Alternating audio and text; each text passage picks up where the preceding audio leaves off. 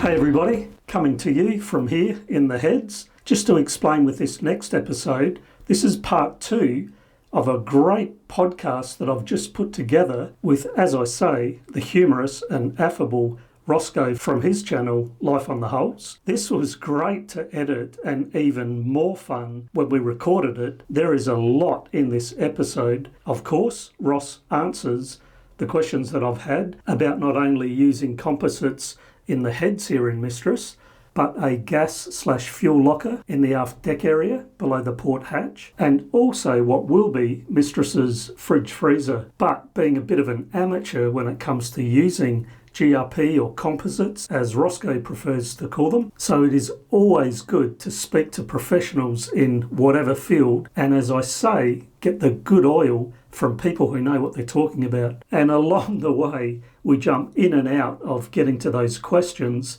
to tackle a whole range of things, mainly to do with boat building, of course, but there's something in there for everyone, I think.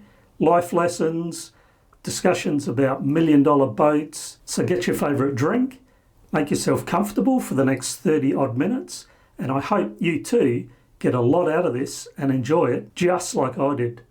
Thanks again, Rossco, for your good time. Appreciate your help, and all the best with your good boat work. But look, we should move on to questions, right? Sure, we'll move on. Sorry to break that thread, but as I said, I'm a list man, and I've got some things written down here, Ross. So, no, God, this will be so basic for you. Mistress needs 3 what I'm going to call GRP jobs. Now, let me just get that straight. Am I using the right term if I use the term GRP for using absolutely. Yeah, glass reinforced plastic. Exactly. It's just composite. I just say composite. Okay. It's a bit easier, but it's typically probably a North American thing, or even FRP, fiberglass reinforced plastic. But essentially, it's plastic. Yep. It's an encased cloth in a resin, and that's the matrix. And yeah, it's incredibly versatile.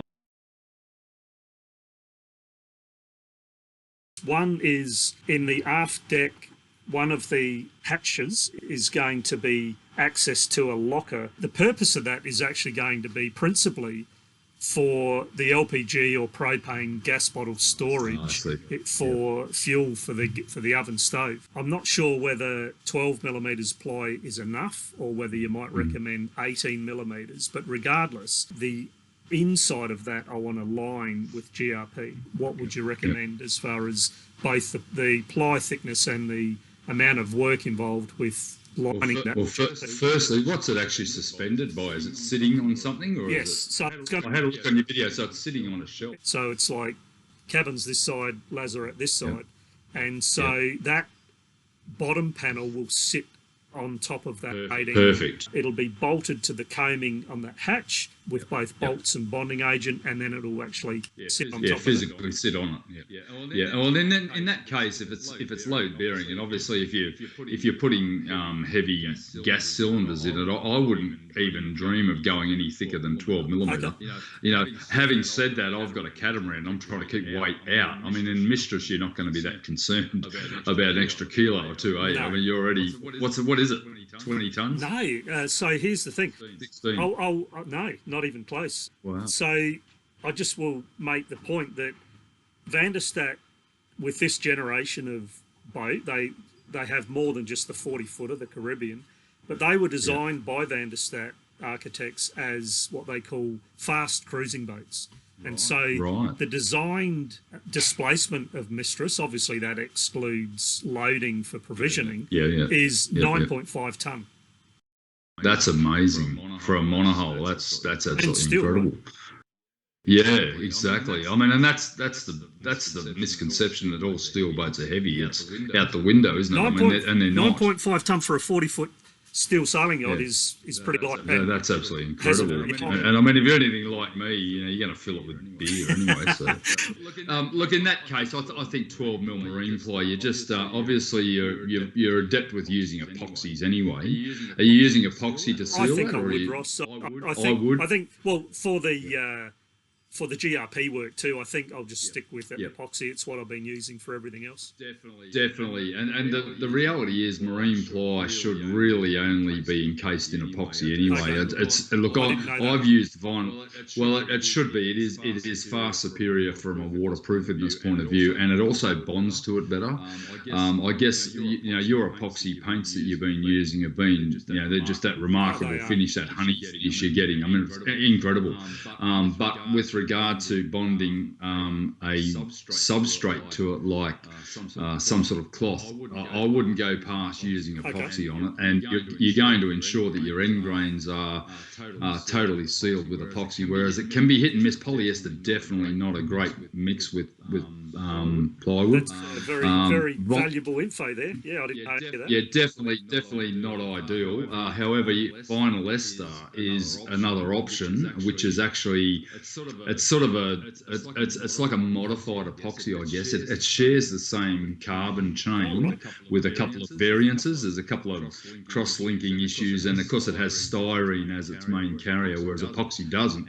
And it can be a little bit awkward to use and a little bit hard to work with. So definitely stick with your epoxy. I would simply sheathe it in a couple of layers of 200-gram cloth. Just go and buy. You could use surfboard cloth like you've fixed your surfboard with, but you don't need to go to anything structural because the wood's providing the structure and your bulkhead underneath is providing the structure. Just making sure that all your radiuses are rounded, and when you put your fillet in, you just laminate the cloth straight onto it and tab it correctly. When you're tabbing, you should be tabbing one small one, one larger one, and then another one over the top. Or even if you're just tabbing twice, always overlap at least 25 to 50 millimetres from small to large, not the other way around. And then ultimately you're just going to paint it with something like a yacht and epoxy paint, I'd imagine. Well, again, that's another question for you as far as what you might advise. But before we move on to that, just to say very quickly, when you talk about the tabbing, can I just get you to make that clear for me, because I don't think I am. Sure. With all of those corners, should I be laying on 1, 2, 3, 4? Yeah, no more than 2 layers of tabbing. I would put the first one about 150 mil wide, so you're getting 7.5 on each perpendicular plane, like you're getting 7.5 down, 7.5 out. But certainly do it while the epoxy cove is wet. Okay. By doing that, you're actually embedding the cloth into the actual into that Cabasil or aerosol or whatever you're using in the thickened epoxy. And by incorporating them both, the strength actually comes from the fillet more so than the tab. I mean, you're going to do an amazing job. I've seen you do your work. You're going to smash that. You're suggesting 150 bit of cloth for a tab, and then the next one should be larger, you said? Should be larger, definitely. So, like, how much extra overlap would you... I always allow 25, like 1 inch or 25 mil of overlap on each side, because the idea is you're getting, it's like a tree root, you're sort of spreading the roots as you go deeper, and get it in while that fillet's still wet. That's the key. Let it just tack off a bit and put it in. For all of them, yeah, get it all in. Try to just work fast, and but you've got epoxy, you've got extra working time. You've got a couple of hours, I guess. The vinyl ester I do. No. Well, that was fun today. I was laminating, and we had about 12-minute gel time. It was full on. Exactly. It was in my hair. I had it everywhere. It's still in my hair. I can imagine Jenna saying, "Don't come near me." I'm sure you've heard that a few times. I'll do those tabs on all the corners. Yep. And then I'll just lay up, one layer of cloth to join all that up as once all the tabbings... Yep, purely from a point of view, you're going to be putting heavy items in there, really, heavy gas tanks and things like that, LPG tanks, and when they go in, propane tanks, they'll dent your box if you don't have any sort of sheathing. And no matter how good your epoxy is, you're still going to get dents. So trying to get that cloth to stay there before the resin goes off, to me, it's always an issue. Well, this is an issue, and one thing I would suggest you do with your plywood is wet it with epoxy first, and come back a couple of hours later when it's still tacky, and then put your cloth on. So that really is a winner, because what it does, you've got a tack to hold your cloth. Now, I have actually been in tears with cloth draping and imagine. gravity working against me. Even today, I had a piece about this long that was above me on that split in that bloody hole that I did. That I thought it'd be easy to fix, and it landed in my hair. Oh, no, It just and Roget's Profanosaurus. Well, I think I recited the entire contents. I was going to say page number, but it might have been more than one page.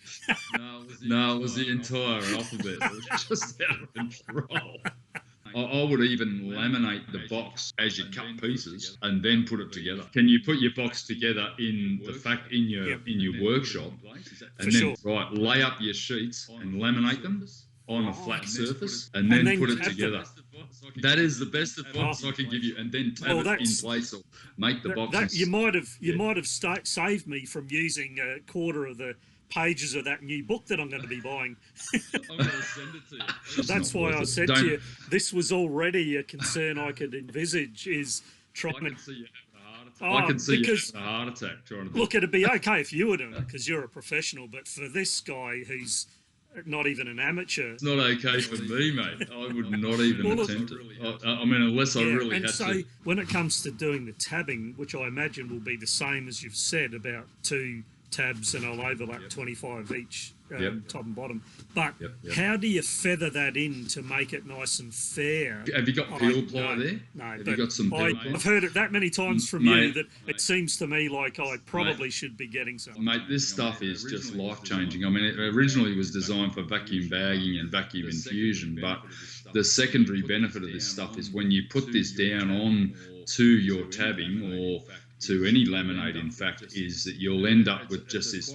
It's quite a dimply surface, but it's just so simple to sand and fair. And the beauty of it is it gets rid of the amine blush. It has been one of the most incredible products ever for the composites industry. But it doesn't give you a perfect surface, but it'll certainly control a lot of that that edge fairing that you're worried about. What you're doing is so far above what money can buy as far as commercial boats, and I don't say that to put a downer on commercial boats at all. It's just that in order to build boats commercially, you've got to be able to build them for a price that you're going to make some sort of money on. And that's the other thing that I always say when people sort of grizzle about, oh God, that's expensive, or they're looking at a boat, whether it be a monohull or a multi-hull, and they say things like, oh God, that's a lot of money, I'm sure you can get it cheaper than that.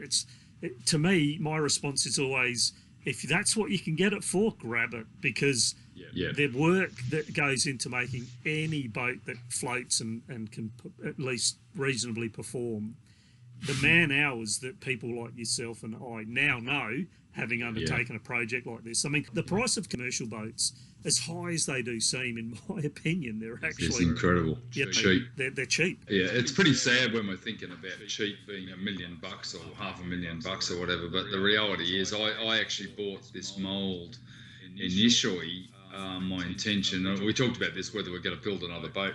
Initially, I did consider producing it because I think there is a big hole in, mainly only in the Australian market, for a commercially built catamaran at around about, I guess, a 42 footer at around about $500,000. But the economies of scale just don't add up. No. In Australia, and you'll know this, Bruce, because you're an Australian, but our average wage for a young bloke to work for me would be in the order of $25 US, probably $40 an hour. And that shop rate sort of increases to around about $80 to $100 an hour when we take into account we're paying superannuation, insurance, all these other variables that come into employing people. And as soon as I started building this boat, I thought, right, I've got all the templates made. I now know where I could make it quicker. I could reproduce this a lot quicker. My ultimate decision, and because I've been in small business all my life, so I sort of know where the costs are. There's no way I could produce this boat for under $1 million, and that's taking into account I'm going to spend probably, and I say this openly, maximum $300,000 on this boat. But there's 4 to 5 years of my grind in this thing, and really I'm only just at not even at a third of that cost yet, and that's including my engines. So we're not talking about material costs, we're talking about the labour that goes into it, and my labour apparently is worth nothing. Like mine. And that's why I say to people, anyone that would potentially buy the mould off me, get a bunch of blokes together or get a trusted partner together and build a boat for 300 grand that you can't buy off the shelf for $1 million from an Asian manufacturer. Even if it's an Australian brand or a French brand or whatever, you're going to be paying well over $800,000-$900,000. Then you got to deliver it. Then you got duty and all that stuff on it to consider. And this is where you and I win, but we lose. Well, look, you make so many points there, Ross. Of course, you're 100% correct that there's a market for a 42-foot well-built catamaran for $500,000, $500,000. But the point is, they can't be made. They can't. This is why when you go looking for a 40, 45-foot catamaran, they're $850 to $1.5 million. This is exactly why. You don't find them brand new for $500,000. This is the reality of boat building, and it's all about you and I having a passion about building boats. That's what it is for me. I'll finish by saying, the dream and the appeal of having a boat, that's, I think, so deep in our DNA that there's a romantic aspect to us modern humans. It's because it represents that idea of freedom, isn't it?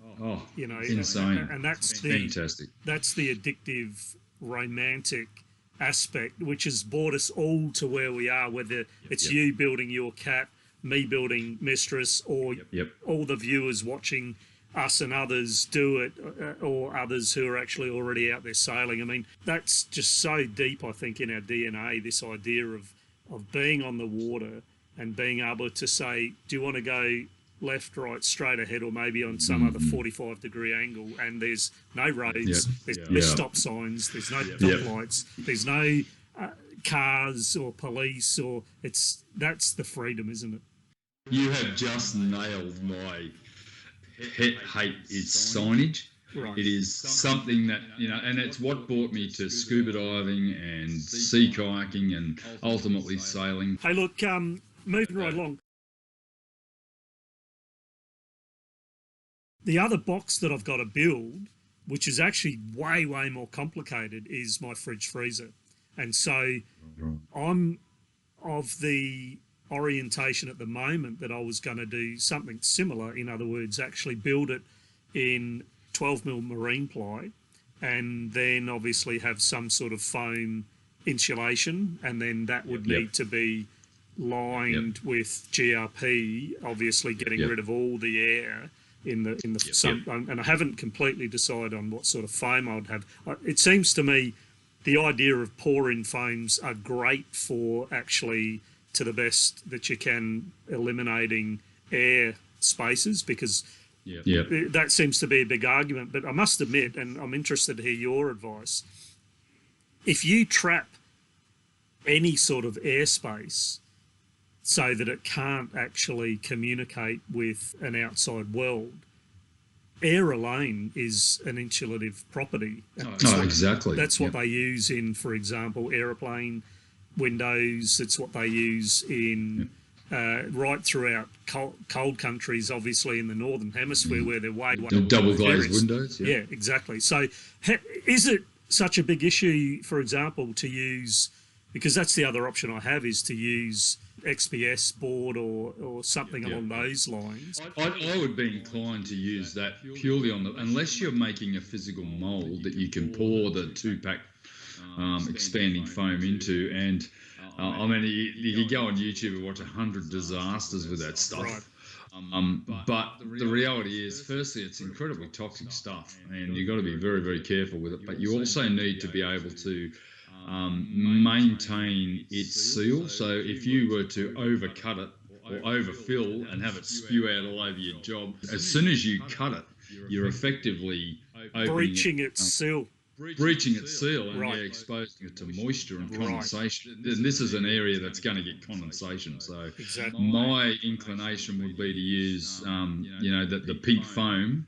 And in fact, I know Mads on Sail Life a few years ago did a fridge freezer, and he did exactly that. He used that. Yeah, I thought he did a good job. I watched that one. He did a great job with that, and that is exactly how I'm going to do mine. I have a 140-litre freezer, not a fridge. I'm putting an isotherm fridge in my boat, and my freezer will be made exactly like that. What you said is exactly right. As long as you are sealing it to the best of your ability and stopping that cold from coming out of it. Is it an open top one? Or yes. The idea is, I haven't decided exactly, but probably some sort of butterfly, that. Exactly. Yeah. Yep. And I think as long as you work on the principle that cold air sits and doesn't flow upwards, you're right. As long as your top is sealed, and similar to sound insulation, as long as you block the air gaps, you're going to stop the cold getting out as much as possible. So the plywood on the outside, the foam on the inside, and I thought, just in case, because I've already done a bit of homework with this, and just sort of for your info, the XPS board, which the other generic name for that is the blue board. That has a slightly better R rating than the pink board. So for what that's worth for yourself. But brilliant. How do you intend to bond that to the surface? Fixed Stack products, exactly. Some sort of Fixed Stack product. I'll get good advice from the good Troy from Fixed Stack about that, and then I'm going to be left with the internal lining that I'm going to need to put GRP on. This is where I see the problems. I guess you're going to have shelves and things in there, aren't you?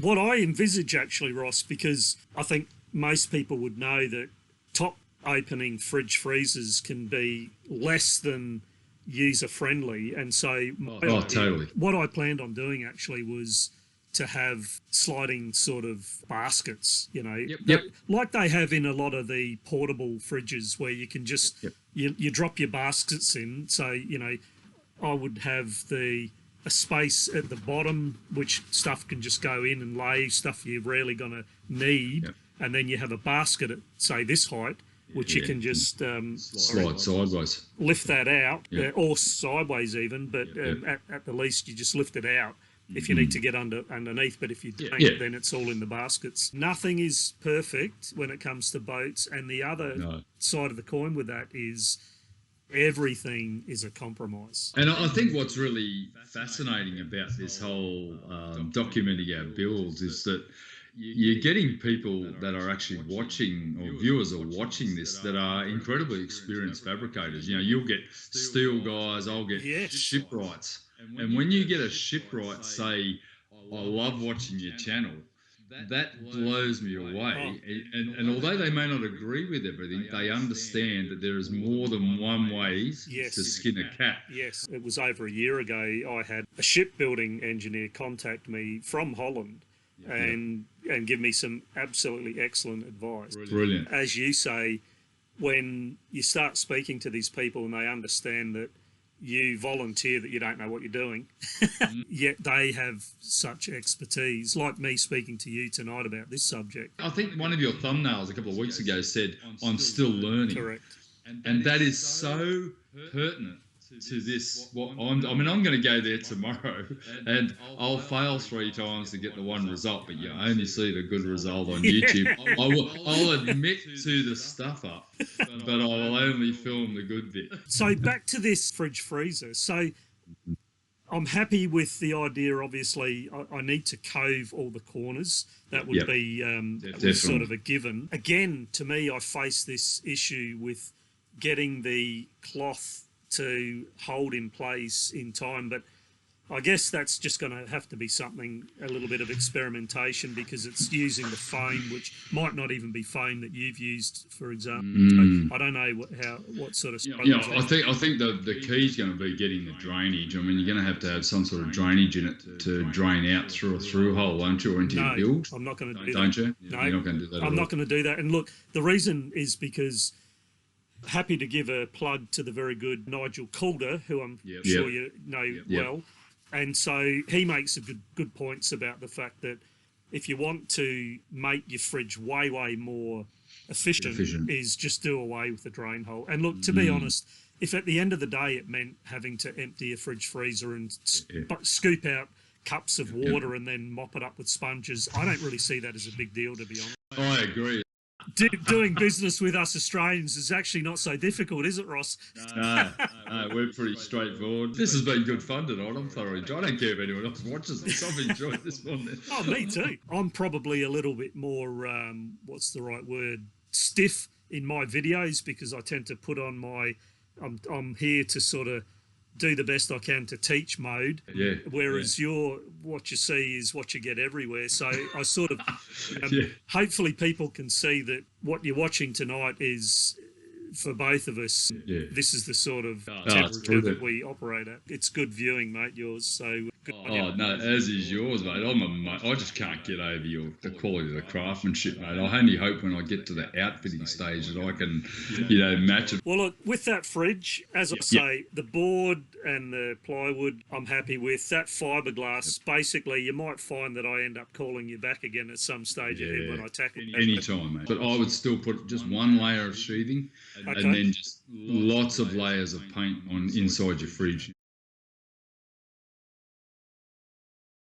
That's that. Now, the third thing that I have to do, which is actually going to be the first project, in fact, I've started already. It's the sole for the heads area. So this is the wet room. I've got 18 millimetre marine ply. That's the sole itself. That's coved in to the actual bulkheads in the heads area. Actually, there's one thing, I remembered. One other thing I was going to comment about when you were talking before. People asked that question. So how much time in hours do you reckon you've put into this boat? And that's one thing, although I've been very diligent with a ledger on iming every cost that's been spent on this boat, which will form videos ahead, of course. But tracking hours, it's like... It's impossible. Look, I think there's a couple of things with that.